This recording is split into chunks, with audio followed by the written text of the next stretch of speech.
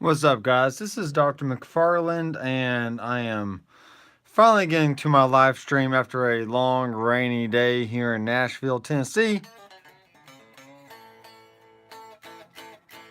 And let me make sure I'm... Oh, okay, hold on. There we are. Make sure I'm getting my levels going here. Okay.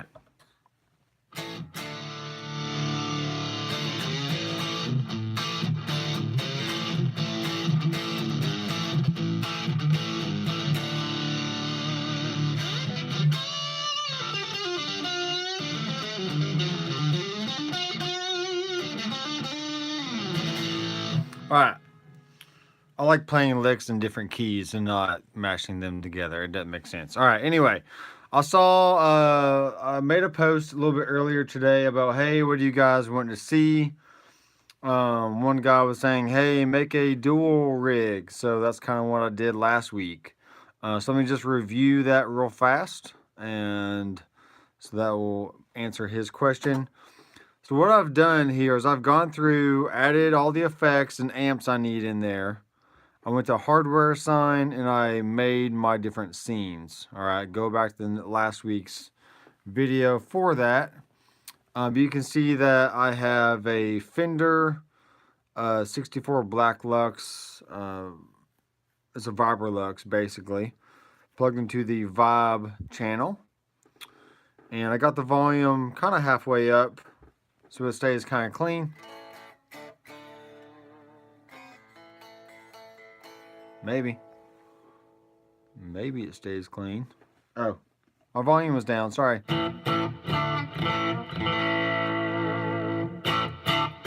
You notice I don't let my green bars go up above 0. And then when I click on rotary, that's going to keep the same clean sound, but put in the rotary effect.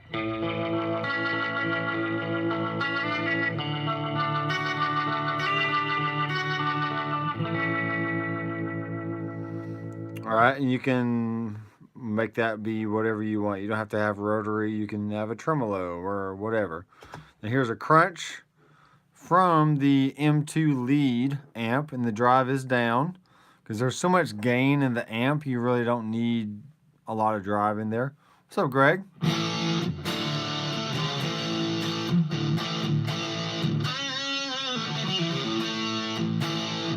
All right, then for a lead sound, I have the air filter, a green JROD, and then other delay.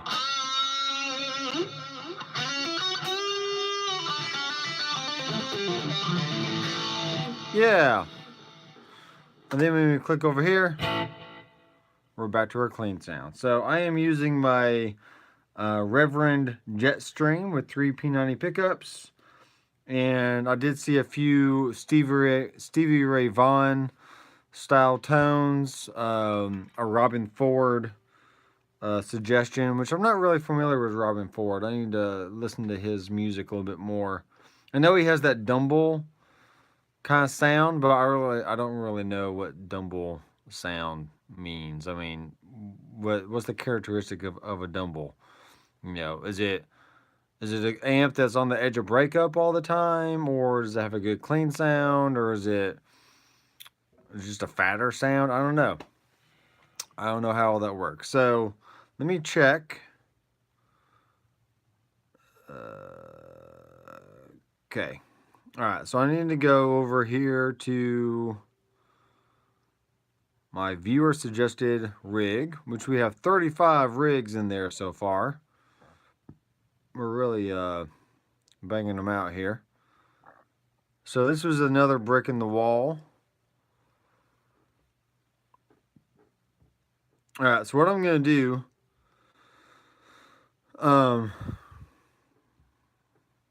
so since I'm already in a set list, then any rig I make within that set list is automatically going to be added. So, see, I need to learn some Yngwie, man. I don't know.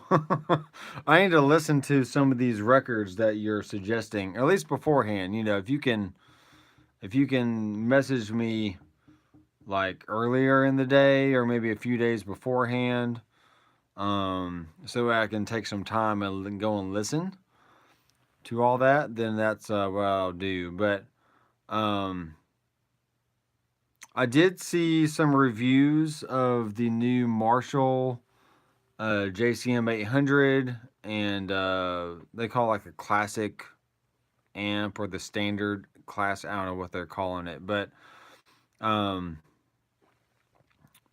that's a good one to start off with. So we'll get to the Stevie Ray Vaughan here next.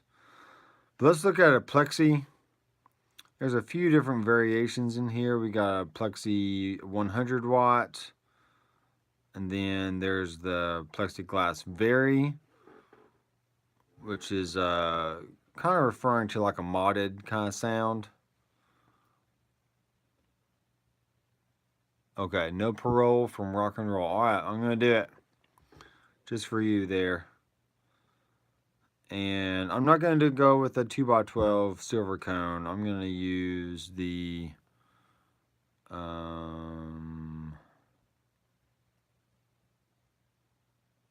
Classic Watt 30 on axis with the SM57. Alright, so let's look at the controls we have here. We have a normal volume and a high volume. So anytime you have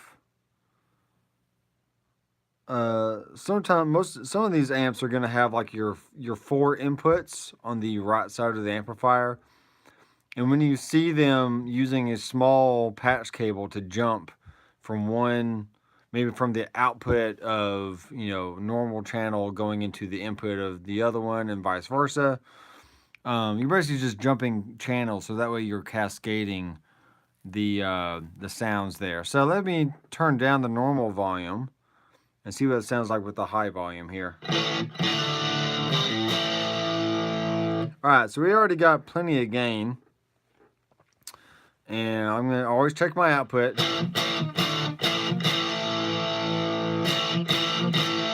Alright, so when I dig in, I want to make sure I'm...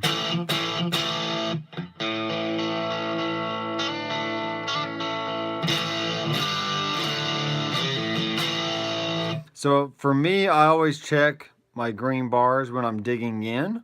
So that way you know it's going to be at the loudest it can go. And then that way if you put in like a, let's say a white boost, we're going to turn the gain all the way down, the level all the way up. So that way you're actually boosting the level. See, I'm going into the red right there, which I don't want to do, but... oh, 4 cable method. Yeah, it's a good way to incorporate all your different effects and whatnot. And especially if you're using a real amp. But so yeah, you want your amp to be at the loudest it can be, so that way when you put in a white boost, you can adjust its volume to give you the correct amount of boost that you want. See, I'm in the yellow right there. And if I was already hitting yellow before the white boost was on, then you're overloading your output, and you don't want to do that. So that's why you want as much headroom as you can, so that way you're not getting into that red territory. So I'm just peeking out the yellow right there, so that's great. That's what I want. Alright, that's I mean, really, that sound right there, I mean, that's just classic AC/DC. I mean,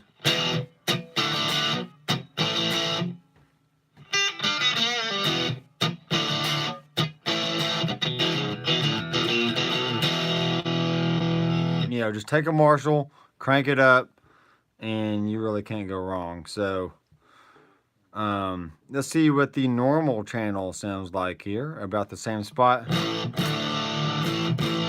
Okay, so the normal volume is a little darker sounding.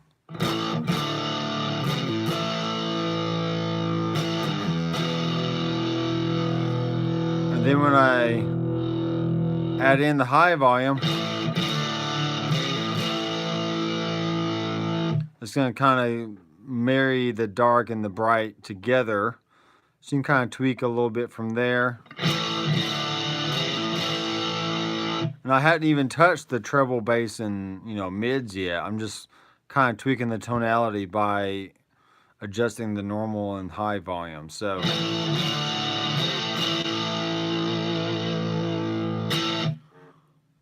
little scooped. Well, for the amp, I mean, it doesn't sound that scooped, but now on a real amplifier, if you kind of dime the EQ section,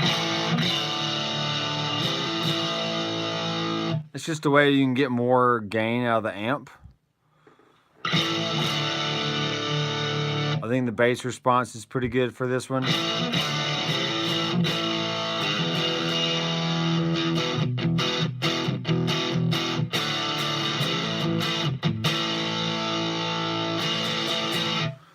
All right.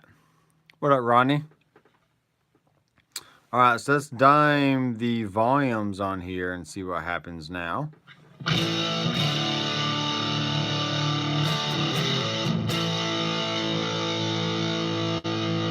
All right, so here's another concept I want you guys to keep in mind.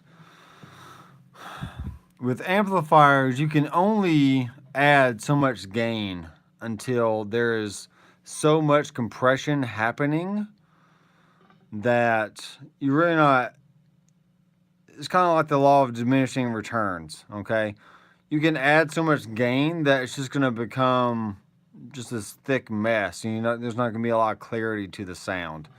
So I would try and stay away from diming the amp if all possible.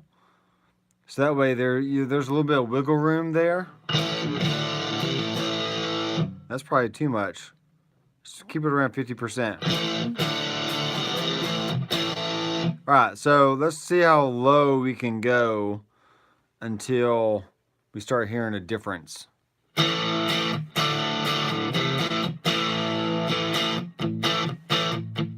All right, the cab link. All right, I'll get to the cab link here in a second. So both volumes are around 30%. Now, if I raise the volume just a little bit,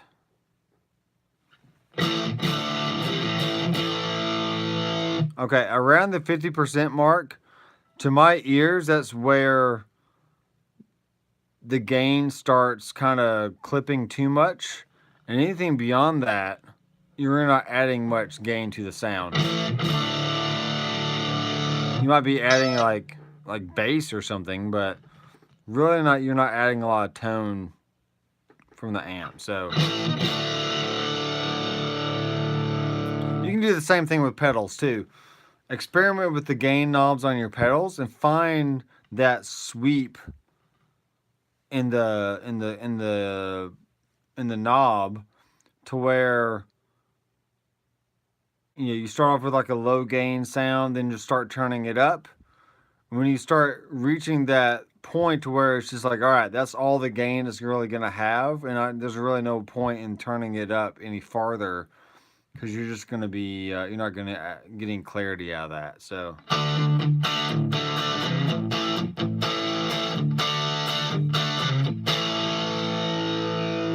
all right, I think for me, I'm gonna keep it around the 30% mark here.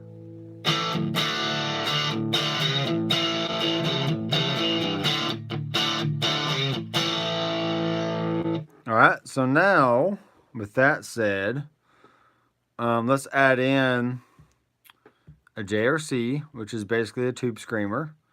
And what we're going to do now, we're going to add more gain to the amp just by boosting the level. And we're going to add the tonality of the pedal, which is the characteristic of adding more mids, having a hump in the mid-range. And let's go ahead and save this as we're going to call it classic. Well, if I can type. Classic Marshall. How about that?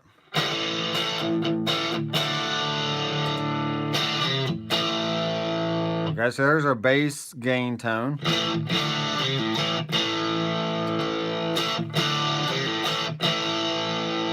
Then you just kick in a tube screamer and there's your lead tone. So it's makes it very easy. And then if you do a white boost, that's where you actually get your volume jump for your like solos and stuff. Then you just adjust the level of volume boost by, you know, the level knob on here.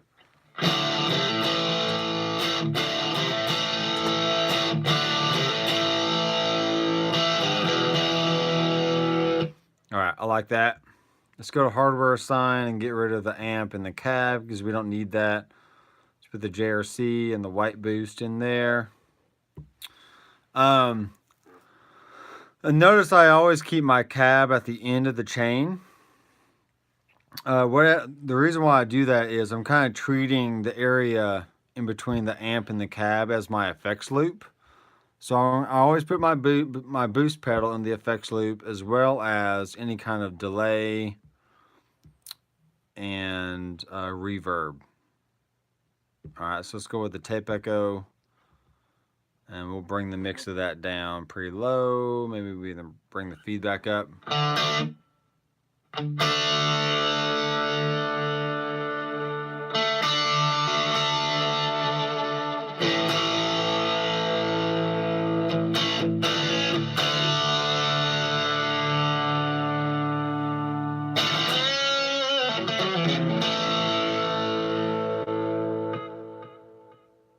And you can kick that in and out when you want. Come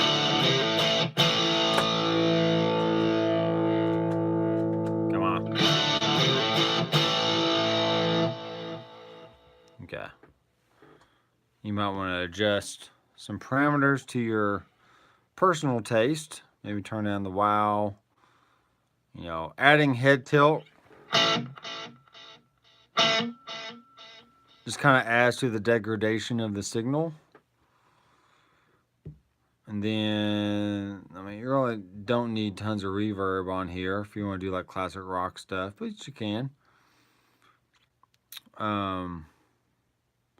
You can experiment with, maybe you want to be like in a room, you know, bring the mix of it down.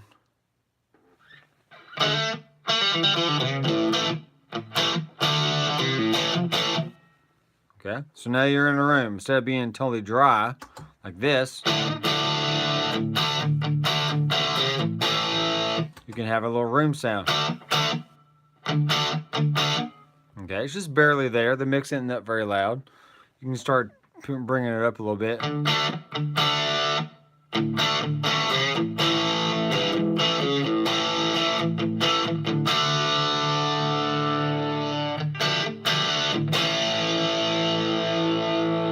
All right, I think for me, that's a great classic rock sound.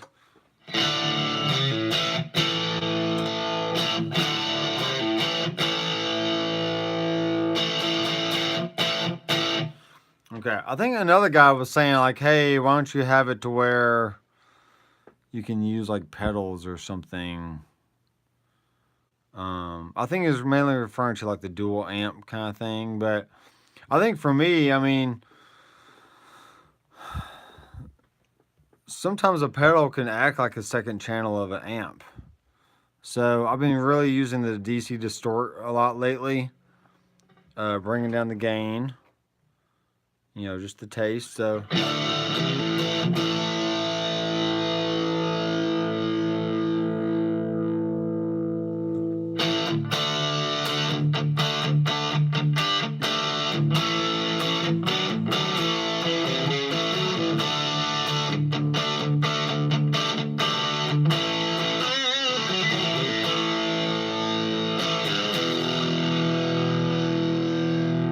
okay, that's not a bad option right there. So there's the bass amp sound. Kick in the DC distort.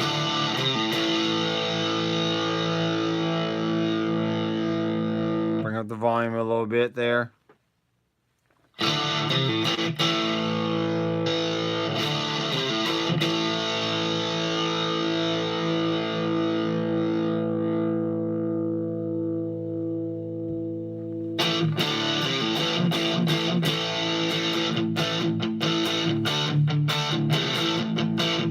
Then bring in the JRC.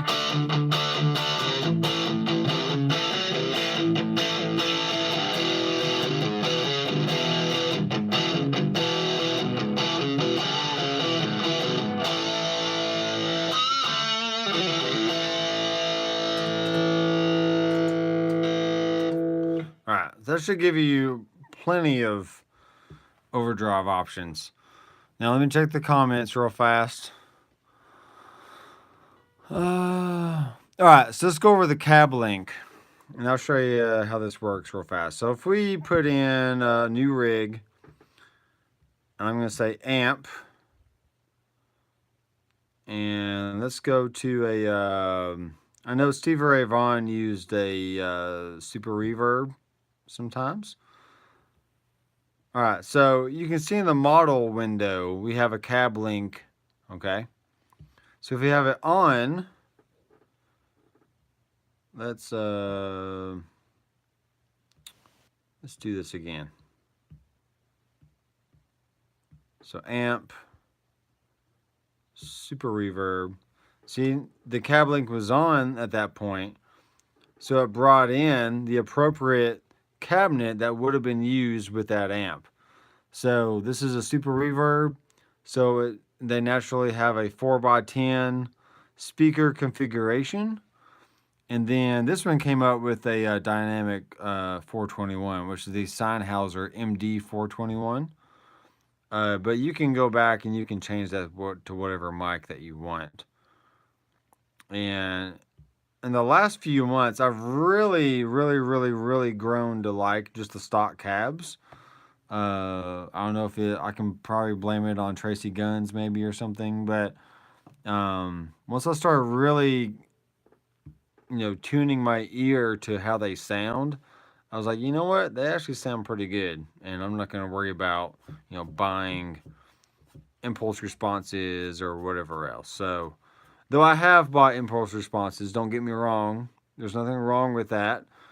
I've done it myself, but the free ones over in the files section of the Headrush pedalboard group on Facebook, that's where I got most of mine from the early days of owning my Headrush. And a lot of my rigs on the website come with the I think it's just a regular vintage 30, 2 inches from the cap edge IR, and that one sounds pretty good to me. So, but there is an option for like an on and off axis. I can't talk tonight for some reason. So let's see what the gain looks like on this amp. All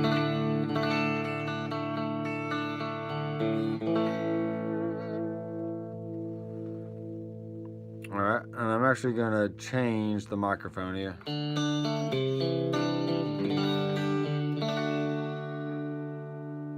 On axis.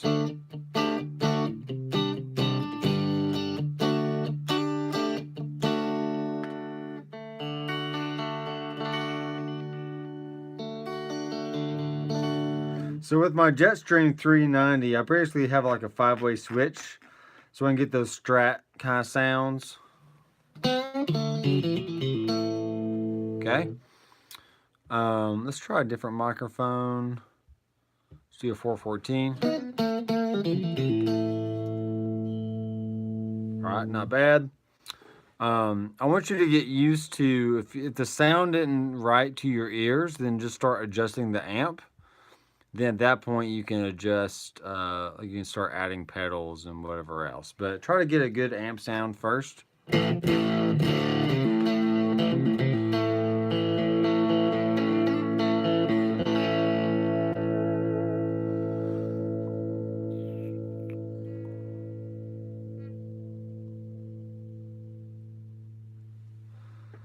Single coils, single coils just by nature are noisier than humbuckers. But it really depends on the lighting in your room. But they really shouldn't be that noisy.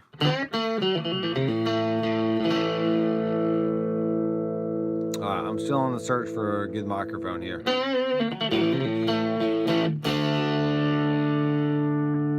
409.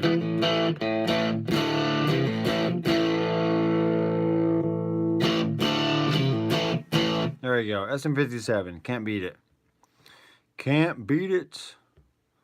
Turn the bass down. Let's turn those mids up.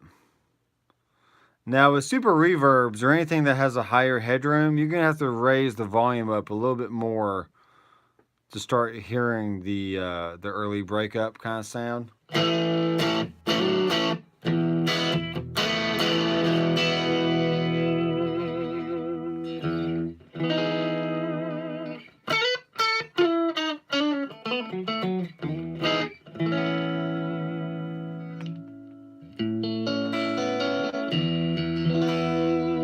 Now, before, I made an SRV rig, but it's mainly a cleaner rig. I did it for that Riviera song. So let me give you the contrast there. Let me bring the volume down. Check the output. Maybe bring up the volume a little bit.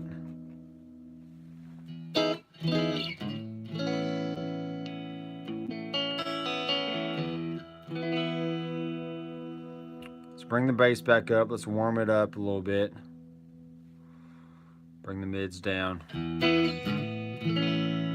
Right, but that's a clean sound. I know a lot of SRV stuff, it was clean, but it's also powerful. So let's find that area to where it starts breaking up a little bit.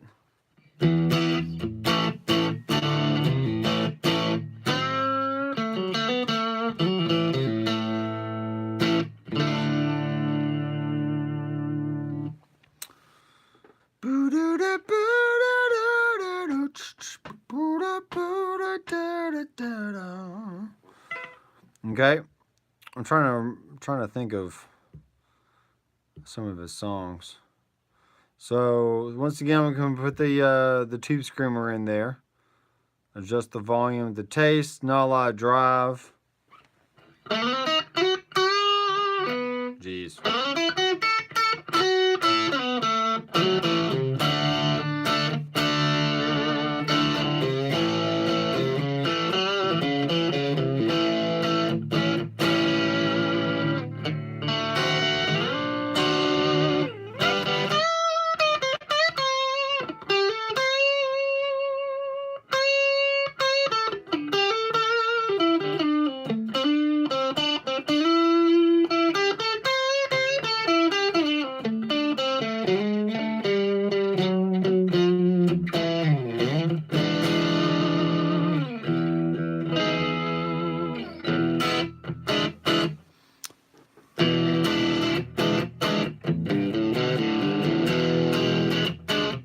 Alright, now that might be a little too dirty. So let's bring it down to like 50-ish%. See what that does.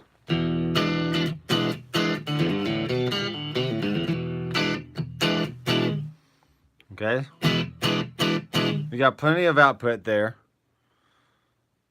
Alright, so I should bring that down.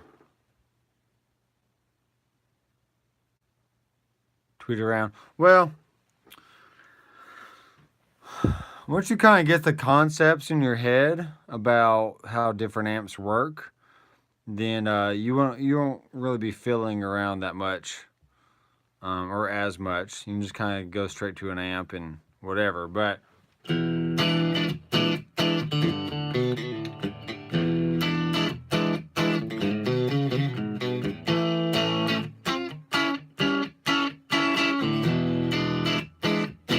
okay. So 50% is still a little too clean. So let's stay around the 60% range. Okay. I'm kind of going for like a loud and proud kind of thing. So maybe this is just the kind of tone that you just have to crank up through a FRFR speaker or through like a real amp or something. And when I do use a real amp, it's primarily I'm using a QUILTER 101 mini reverb into my 2x12 cab, and I just crank it, dude. Just crank it up. I'll look at some pitch detuning stuff here in a second.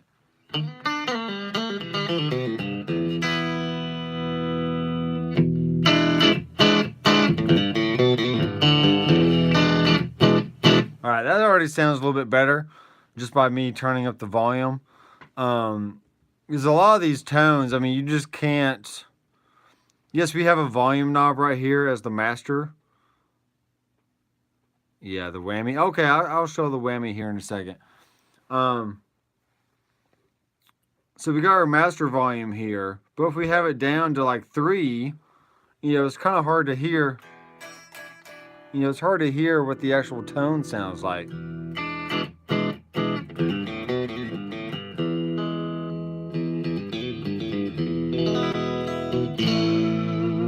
So that, I mean, you really have to crank it up. And I'm just listening back through my KRK studio monitors right now because I'm using the GIGBOARD, which is always on my desk because I use this for my recording, and then I use the big Headrush for like playing live. So that way I have more switches and whatever else. But we're gonna call this Scuttlebug, which I think was a Stevie Ray Vaughan song. So we'll call it Scuttlebug for now. Alright, so that's with the Headrush kind of cranked up a little bit. Let me turn it back down.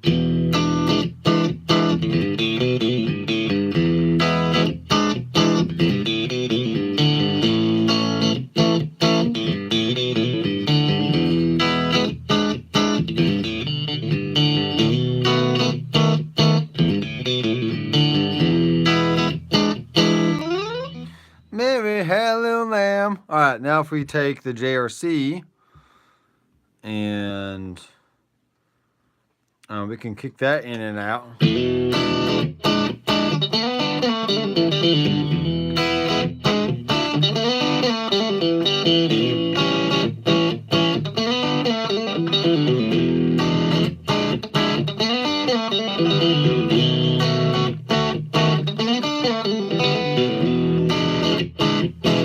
Okay, not bad.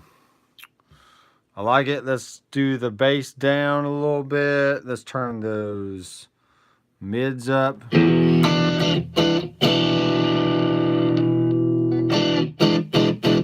kind of leaning towards the 2nd and 4 positions, even though you can play just the neck.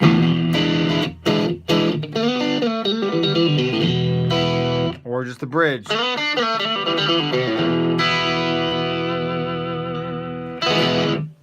Okay, let's turn down the treble a little bit. All right, now,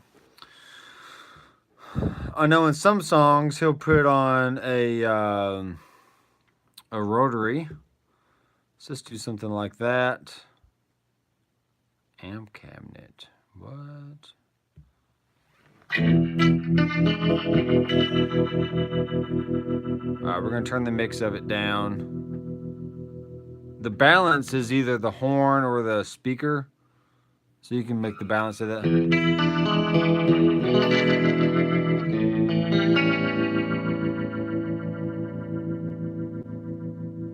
So that's slow, that's fast, speed on or off.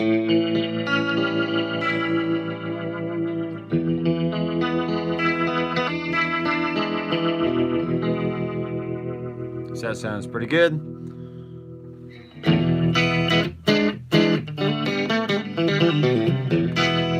So you can experiment with like which one works better. Or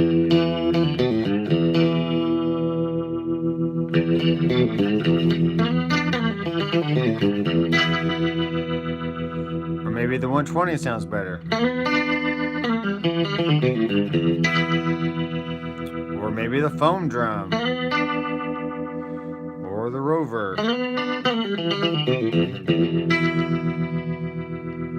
Memphis. Wolf. Watery. Okay, I don't know. Let's try Memphis. Let's just go with that. Turn the mix down.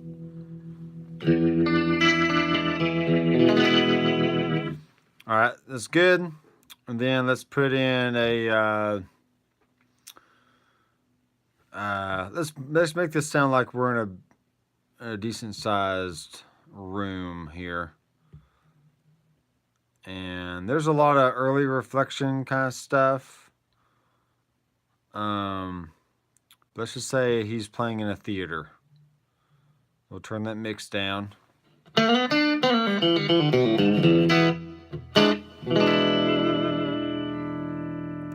the decay down.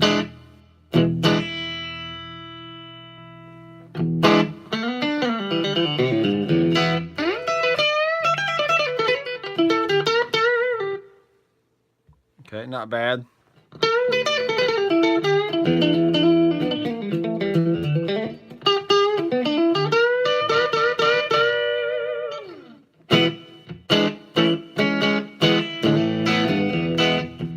Alright, theater, whatever, it works pretty good. I don't know if he had delay or not, but let's just experiment with like a tape echo. We're going to do a slap. Turn the sync off. Turn the mix down.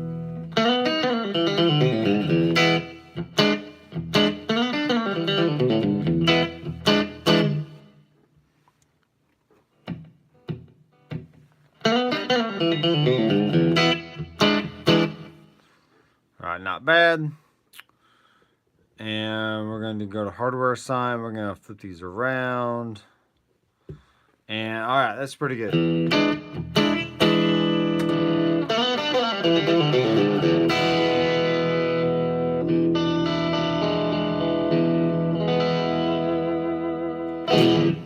Alright, I'm going to quit that one for now. Maybe bring down the reverb a little bit.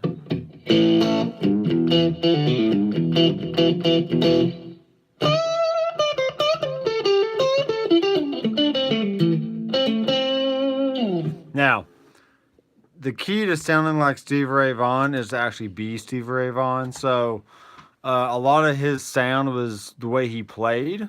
So don't get all caught up in like, oh, I gotta have the right amp or something. It's like, well, unless you play the way he plays, you're not gonna sound the way he sounds.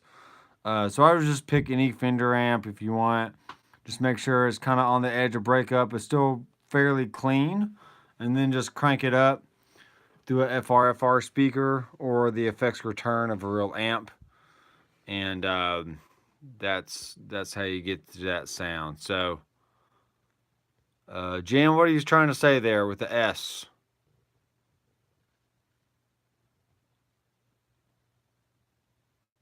Okay, I don't know. We'll figure it out. Same with same with Hendrix. I mean, you're not gonna. I don't sound like Hendrix. Sorry, it's just not gonna happen. You can give me a Marshall and a Strat, I'm gonna sound like Dr. McFarland all day. I'm gonna play the same 3 licks that I know, and it's just not gonna be the same. So, all right, let's go to a Tom Morello kind of sound. We're going to look at the Digitech whammy thing here. So we're going to say Morello. Well, shoot, I cannot type. LLO. Morello, hello.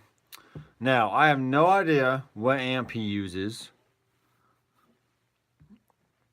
I really don't know. So let's just say... Let's say he uses a Marshall JCM 800 TS mod.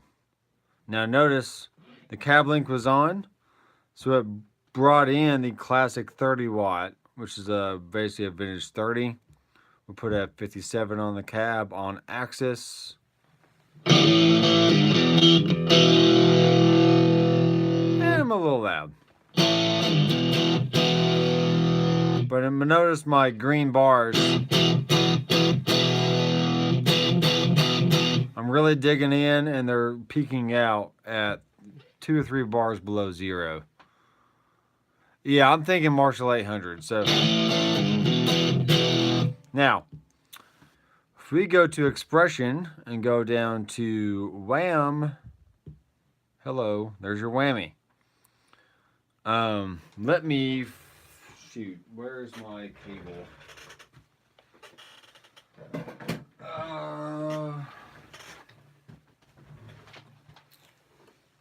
I'm trying to think where my cables are.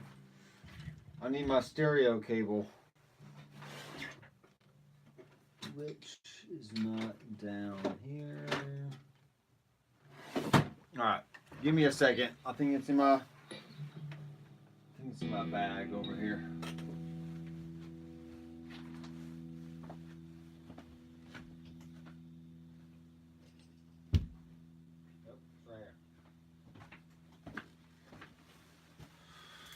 All right, I found it. So I am using, because it's a gig board and it doesn't have an expression pedal, I am using the, if you can see it, the Mission Engineering Aero, I think that's how you say it, SPHR. And it has 2 inputs right here. It's got a stereo and a mono, okay? So the stereo is going to go out of the expression jack on the back of the gig board. And this is using a stereo TRS cable, okay? So that's how you do that. And then this is going to go expression. And then for the toe switch, you actually use just a regular TS cable for that. And you have to go into, put this on octave, you have to go into global settings, and the toe switch has to be set to momentary instead of latch. Okay, if you have it set to latch, as soon as you, as soon as you press on that button, it's not going to do anything. It has to be momentary. Gear page on the internet, yeah. So probably using the JCM 800 there. All right, so let's see if I got this correct. All right, so you can see that the Aero, AERO, is changing the pitch. And there is an offset. Let's just put the offset being at 0%. So.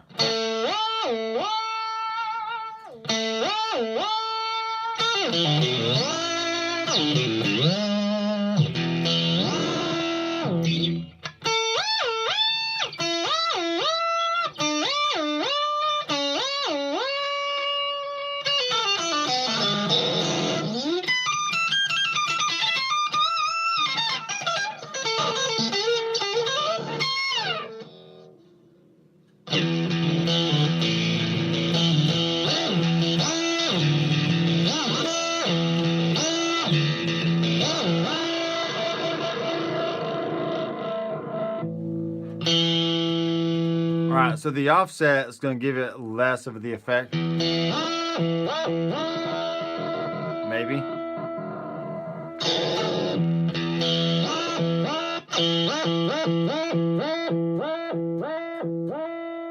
Yeah, I don't know like a stone. Sorry. I gotta learn more songs here.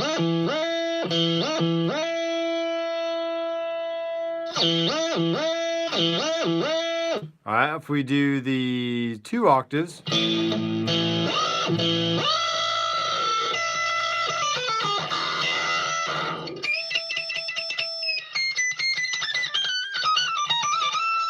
That's crazy. Alright, let's do a 5th.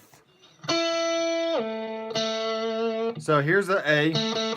I'm going to be hearing an E.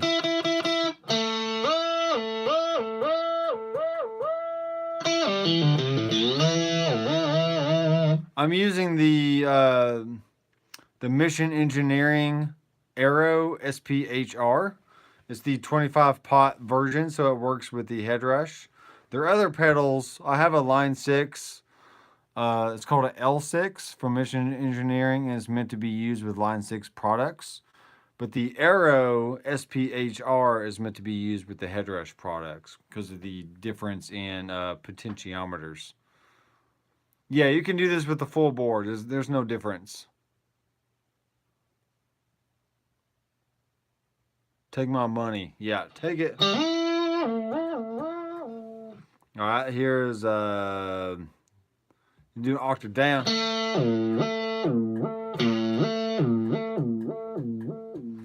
Now I know the Edge from U2 uses this kind of effect. He'll go down an octave a lot, down 2 octaves.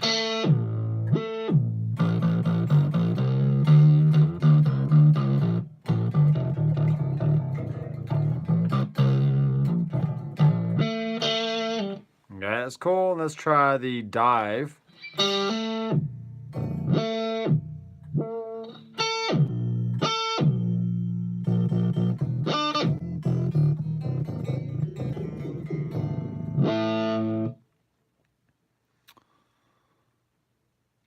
All right, so pitch shifting like a whole step or half a step kind of thing really is not the same thing.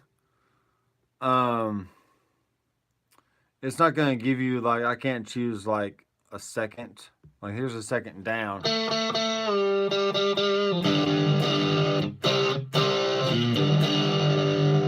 right, so it just dropped it a whole step. So here's a C.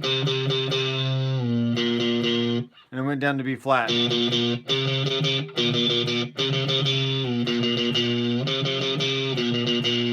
The only problem with the whammy is you get all the artifacts in the sound. So this offset is gonna be the key to maybe getting rid of some of those artifacts.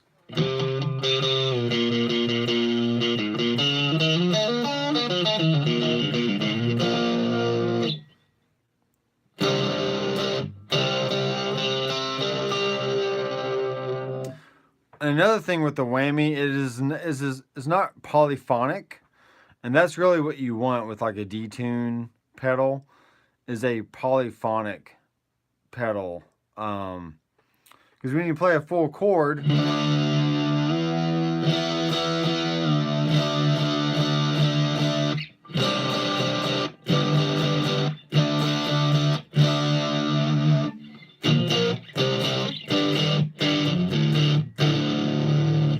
there's like a wobble kind of sound to it that's just not very natural sounding. So it'll go down a whole step, but hopefully eventually they'll put more of like a polyphonic style pedal in there, so you can actually use it for, you know, like detune purposes or whatnot. So let's throw in a black op, and this is basically a rat pedal. And let's change this back to let's do an octave out.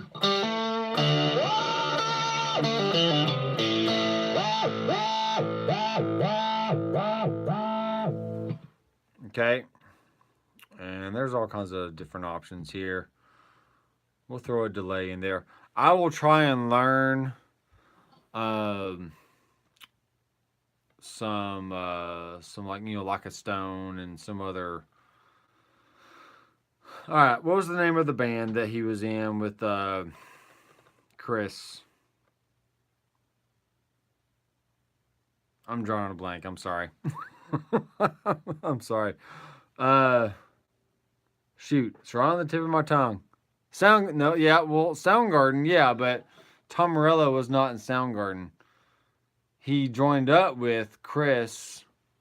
Yes, sorry, there you go, Audioslave. That's what I'm thinking. I need to listen to more Audioslave, and I can learn some of the riffs and stuff. Let's do a dynamic delay. Let's do a default stereo. And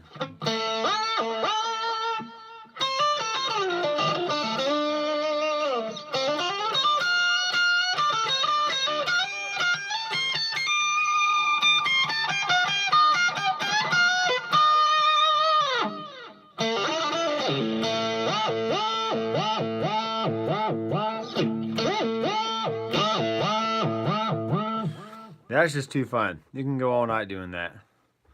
Alright, those are good suggestions so far. I like that. I like the Marshall. We did a classic Marshall. We did a Scuttlebug. Well, maybe it's SKSCUTTLE.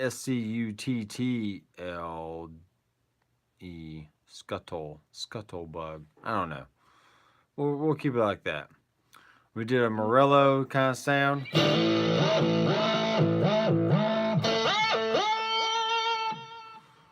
Alright, so let's go into hardware assign, get rid of our amp and cab because we don't need that assigned to a switch. We'll have the whammy on first and the black op. Then we'll put the delay in there. And that's pretty good. We can go in and mess with the preamp volume here. Another thing I like to do with my amps is I'll crank the master volume.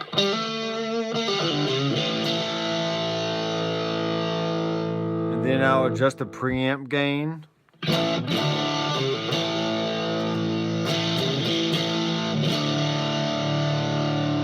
Because when you crank the master volume, you're basically cooking the power tubes.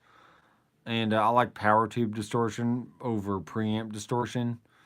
So that you keep your preamp low and you're able to, I think you just get a better overall sound. So.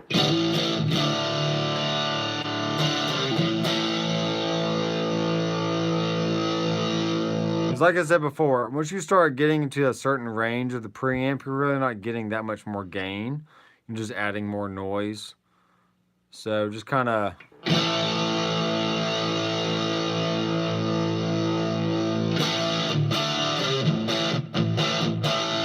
just kind of find that sweet spot.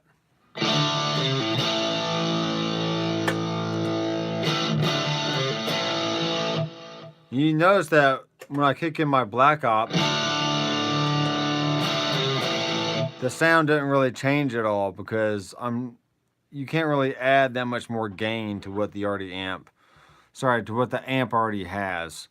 So that's why the distortion's down pretty low. You can adjust the cutoff to maybe adjust the frequency.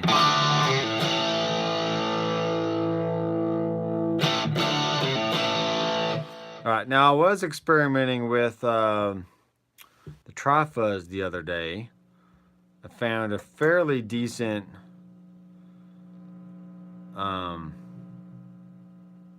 fuzz tone here.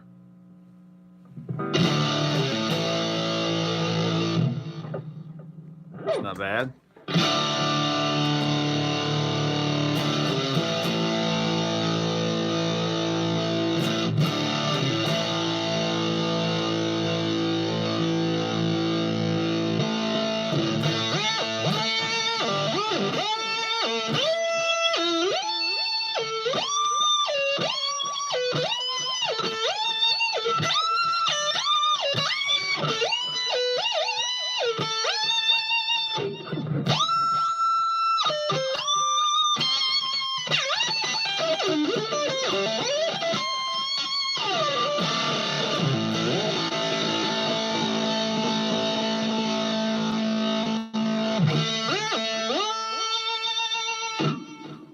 Not bad. Not bad. Let's go back to hardware assign. Let's flip these two around. So we got our 4 effects on the switch.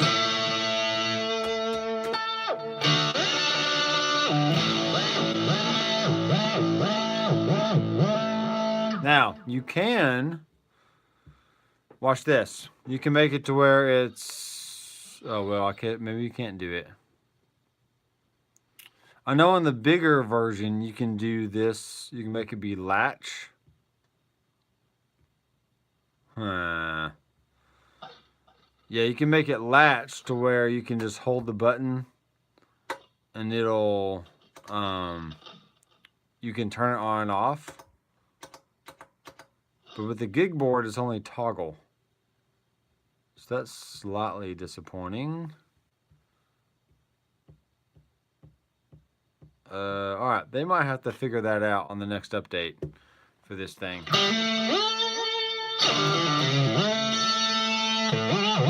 Alright, I'm going to get off the Morello thing. Let's do another one. Call it out, folks. What are we going to do?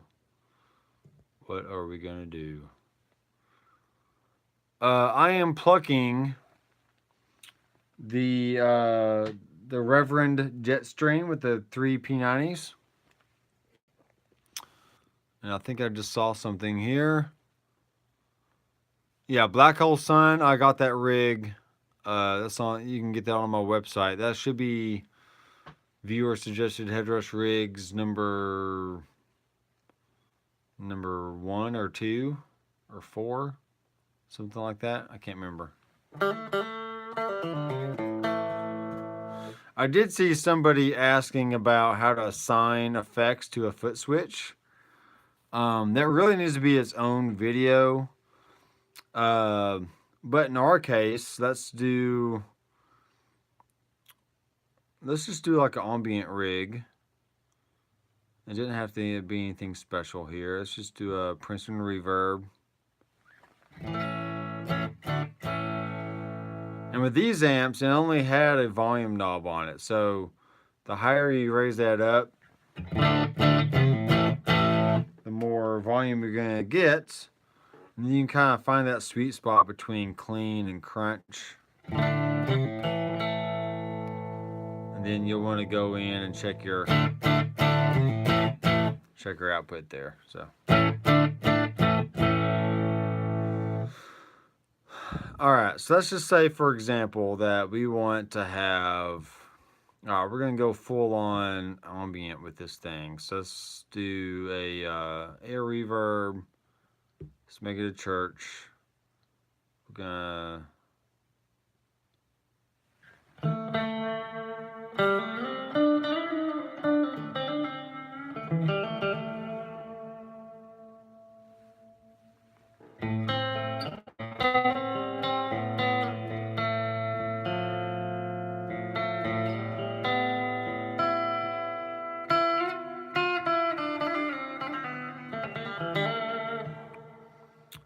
I'm going to assign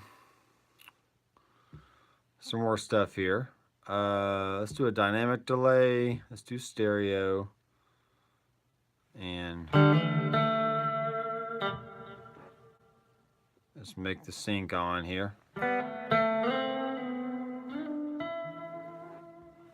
the mix up.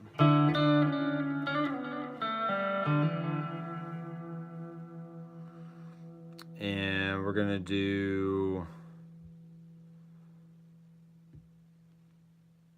a shimmer with a ghost. All right, so let's see what parameters we can change here. Okay, so we got a high cut, we got a mix, we got tails. All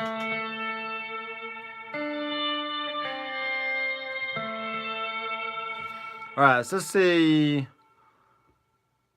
We're gonna go down to expression. We're gonna do, it didn't really matter. We can do,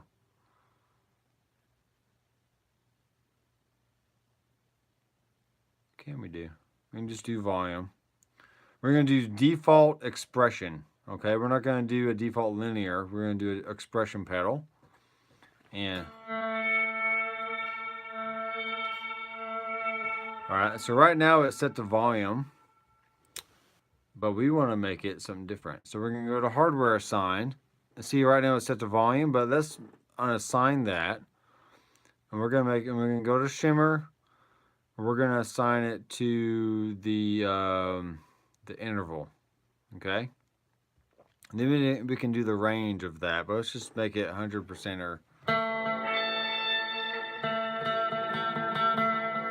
All right, so you can see that it's on 2 octaves down with the heel down. Now it's 1 octave up with the heel, with the pedal halfway through. Then it goes 1 octave up.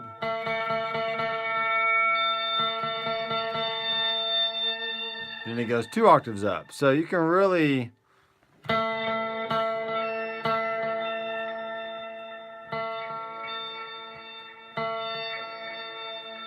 all right, so from there, let's go into hardware assign and adjust the range and see what that does. So 25% is only going to make it go up to 1 octave. But let's say that we're going to have to jump around. Sorry, we're going to have to jump around a little back and forth here. So let's say we don't want the lower octave be on. Just make that 25%. Alright, so 25% is giving me 1 octave down. Where am I at here? And then let's see what 50% gets us. Okay.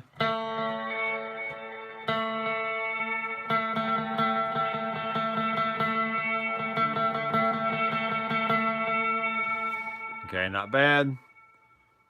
So that's going to give us 50% is going to give us 1 octave. Let's see what 75%.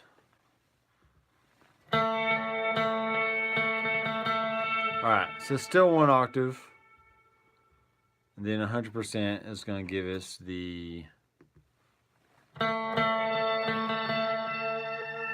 2 octave thing, okay? So I think I want to make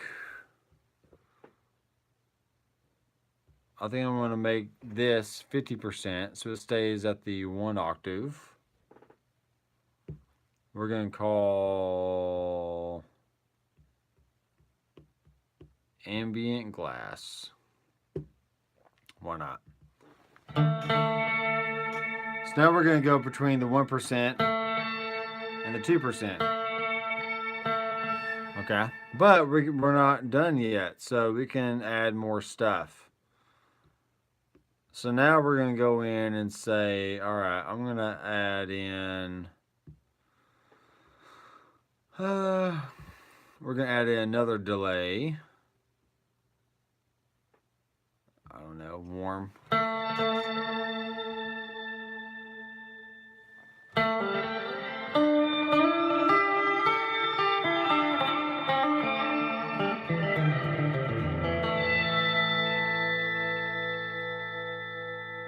Alright, so we're going to go into hardware assign. We're going to assign another, maybe. Alright, there we go, advanced. So there's another difference. Classic mode is only going to give you 1 option. Advanced is going to give you more options. So we're going to go into that tape echo, and we're going to say, wow. Then we can go to range.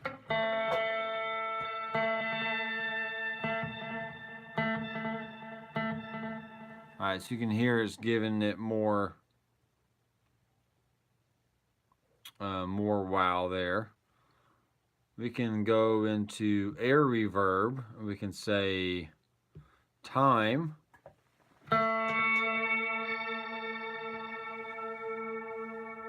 Okay, check this out. See, the time is all the way up to infinite, or we can bring it back all the way down to, like, 0.5 seconds. So that's pretty cool. Let's adjust that. So I'm going to click on the range, and now for here, I'm going to make the time not be 0.5 seconds. Let's make it like 50%. So that way we still have a lot of reverb going. And then when the toe goes down, now it's going to be infinite. Okay. And I saw a question here, so let's see what's going on. My favorite guitar. I'm using a lot of REVERB guitars right now.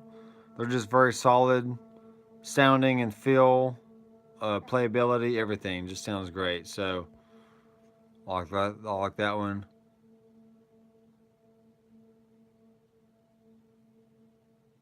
Frame rate. I don't know what's going on. I'm just going straight up from my iPhone. I'm streaming all this from my iPhone. So I can't really control all that right now. I'm getting a good feed right now, so it's fine. Alright, let's see. We can do one more. So I'm going to go back to shimmer, and I'm going to say the mix. I'm going to say the low. I'm going to say the heel is going to be 100%, and the toe is going to be down in the mix. So check this out. Alright, so now you don't hear that upper 2 octaves as much.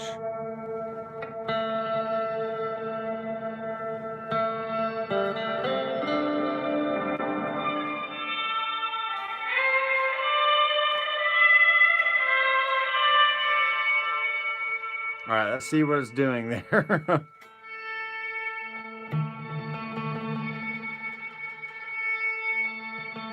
Alright, so we do not want that mix to be 100% apparently. So let's go here and let's just make it, either 40%.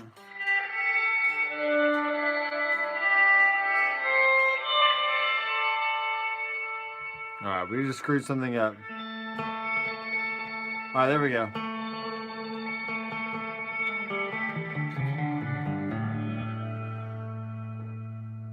Alright, I'm getting close. Let's make it 30%.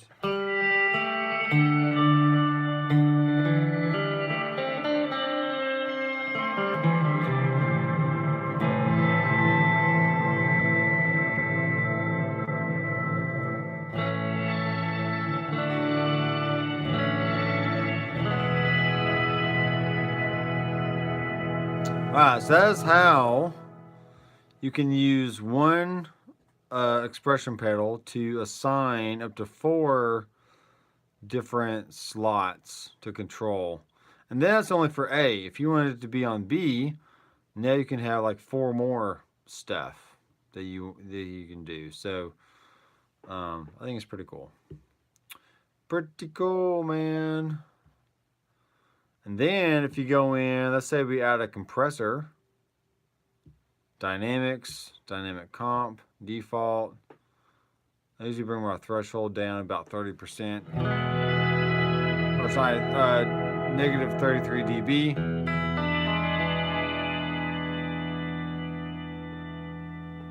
Bring the gain up.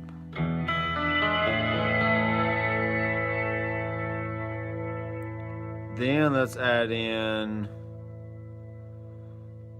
the auto swell, slow. Now the reason why I brought down the trigger sensitivity is whenever I use a compressor, it seems like the trigger sensitivity kind of gets whacked out, so I'll bring that down a little bit. And I'm going to place it after the amp, so it's kind of acting as my volume pedal.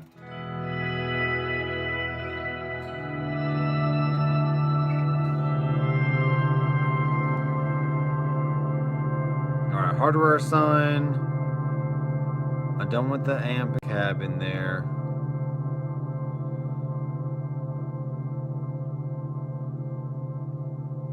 Let's do the auto swell on. And we can make it where we can bring the shimmer in and out. Okay, let's make sure that our tails are on. So that way when we turn something off, we know it's going to keep trailing. Tails on. Alright, so check this out.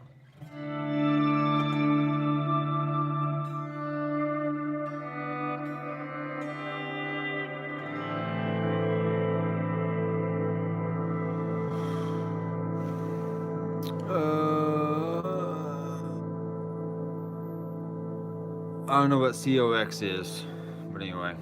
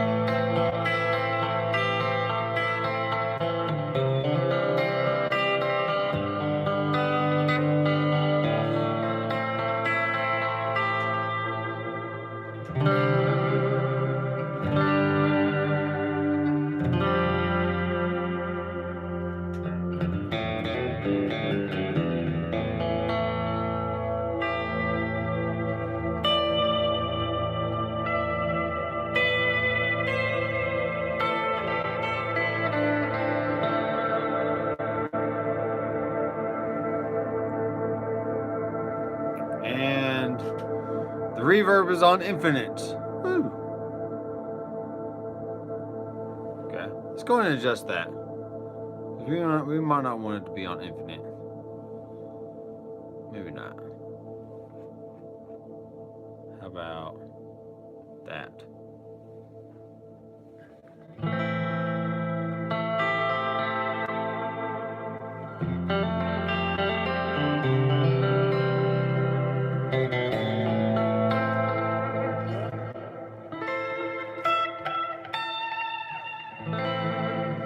I think it sounds great. That sounds great.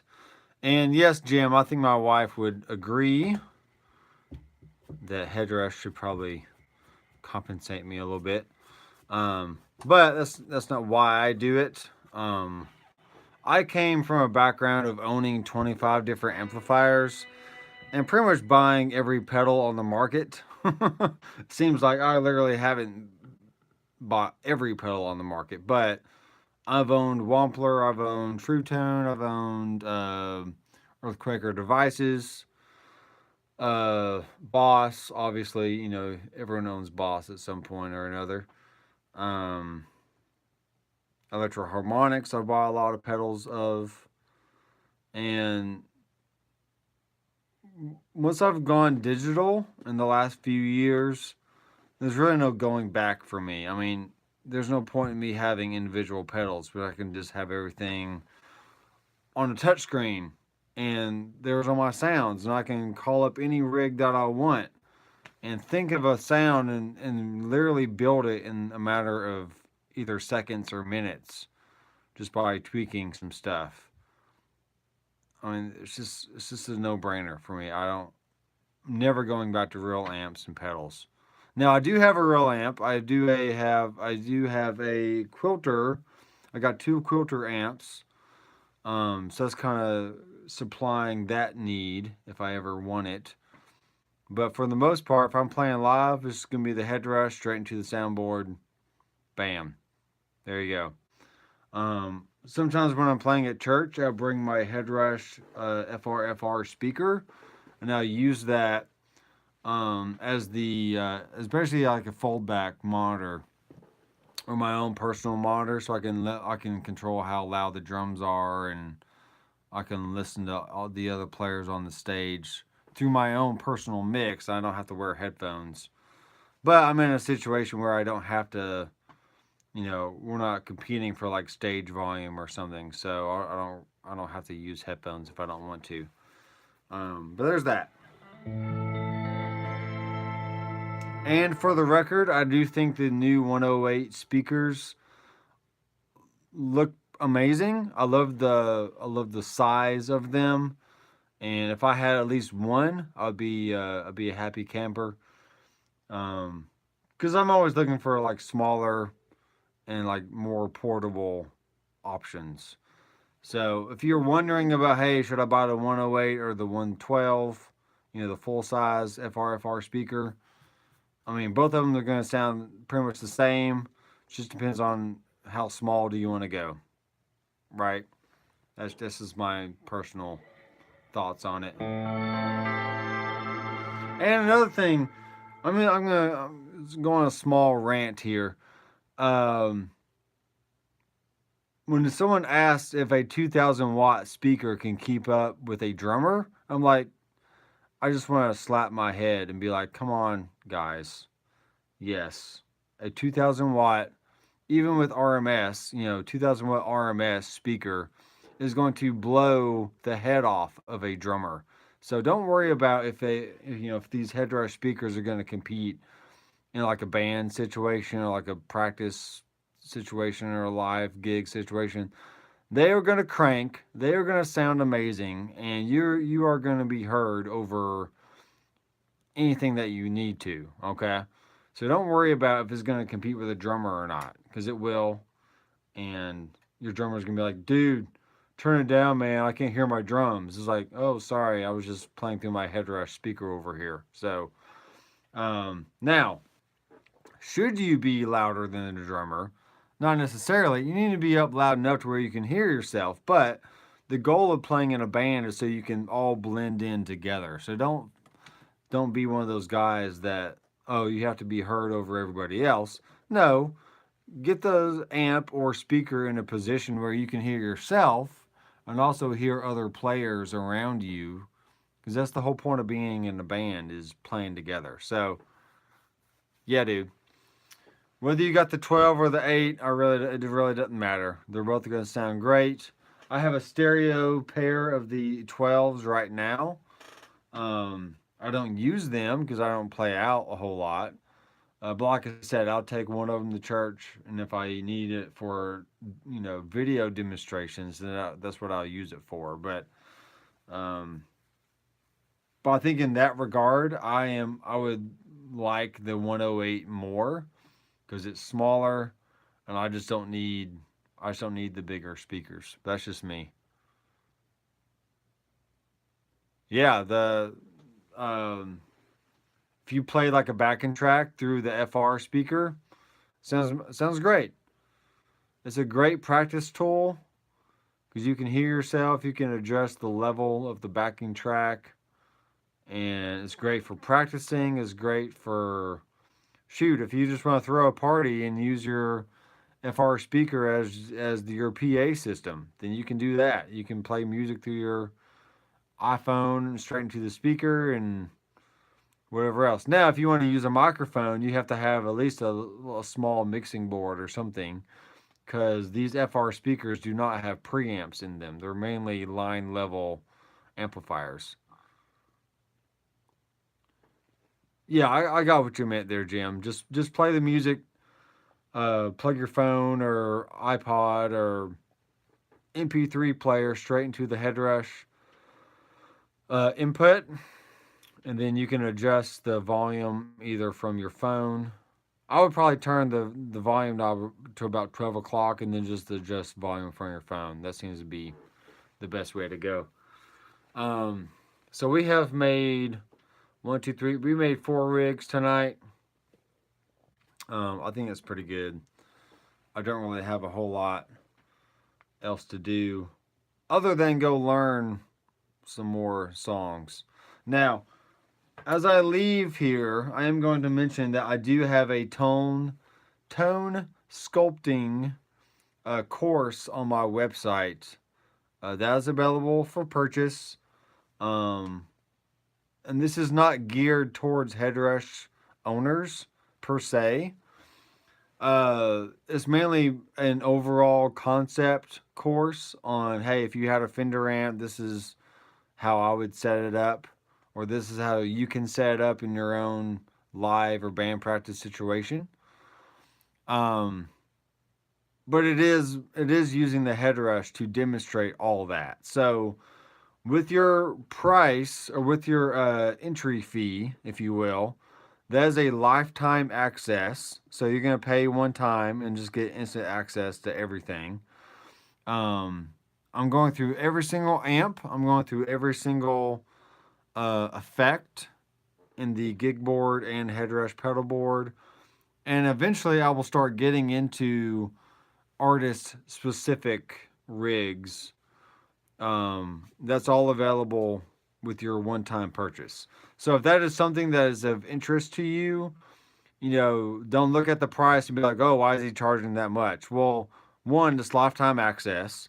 And then 2, you get every bit of content I add to it, from now till years down the road. I mean, this is going to be an ongoing kind of thing. So there's a lot of places out there where you pay like $10 a month to gain access to their content.